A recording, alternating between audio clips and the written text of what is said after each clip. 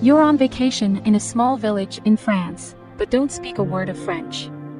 Imagine if you could download a program into your brain and converse with locals. And what if you could later remember that trip in perfect detail? In the future, you'll be able to save and replay memories.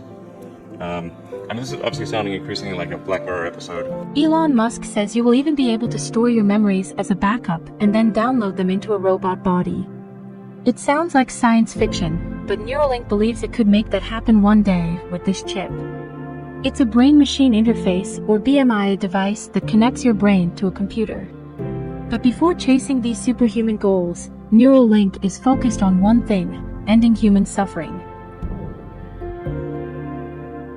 All of our senses, sight, hearing, touch, smell, taste, are electrical signals sent by neurons to our brain. But sometimes the signals are not wired correctly. Neuralink wants to rewire the circuit so that the paralyzed walk the blinds. See the death here as well as treat other neurological disorders such as depression, insomnia, Alzheimer's.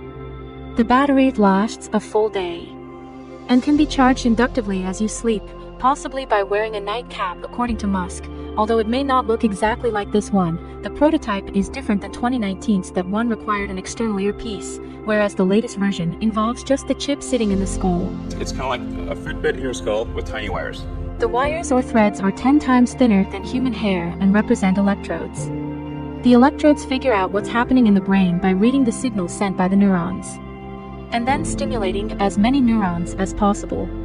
This technology is not new, but what makes Neuralink drastically different from other neural interfaces is that it will insert significantly more electrodes to stimulate neurons on a scale never seen before. As a comparison, Utah Array is considered one of the best BMIs out there right now, and has been used to study conditions like epilepsy. It has around 100 electrode channels, whereas the current version of Neuralink has more than 1,000 and possibly much more in the future. Also, the threads are thinner and more flexible, greatly reducing the risk of piercing blood vessels and potentially causing catastrophic damage. But that doesn't mean humans are capable of the precision required for surgery at the eventual cost of a few $1,000s to the patient. This robot could one day do the entire operation in under an hour, leaving the chip relatively concealed. All you can see afterwards is this tiny scar, and if it's under your hair, you can't see it at all. In fact, I could have a Neuralink right now, and you wouldn't know.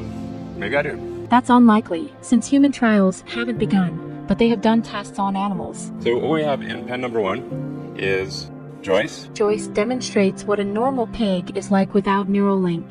So here's Dorothy. Dorothy used to have the device, but no longer, and she appears to act just like Joyce. Gertrude, are you serious? Then there's Gertrude, the one who's had an implant for 2 months. It took her a while to get with the program.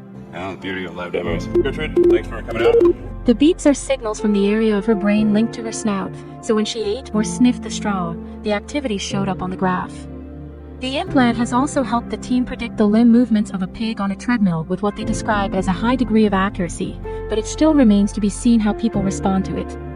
Neuralink has to get a stamp of approval from the U.S. Food and Drug Administration to start human trials geared toward helping those with spinal cord injuries control a computer. We'll make this as safe as possible. Just as with Tesla, while it is legally possible to ship a 1-star car, the only cars we make are 5 stars. We actually maximize safety, and we'll take the same approach here at Neuralink. But there are some signs of chaos at the young company.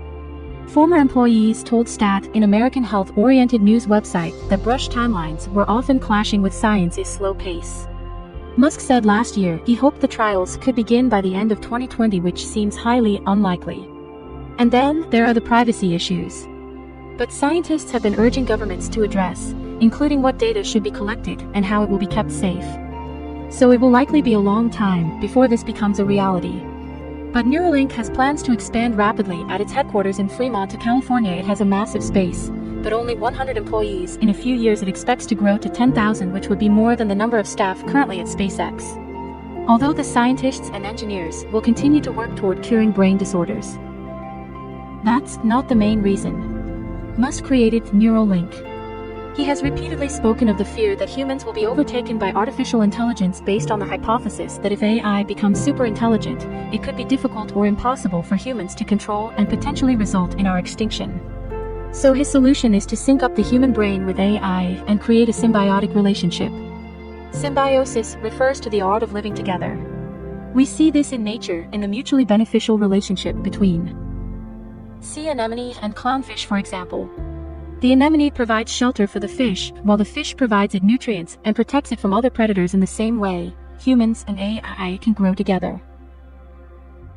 Although Musk has many ambitious projects on the go, this one seems different than the others.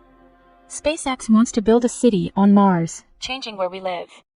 The Boring Company is building underground tunnels, changing how we travel, but Neuralink is changing us, making us in many ways superhuman. The future's gonna be weird. And that may be an understatement. Thanks so much for watching.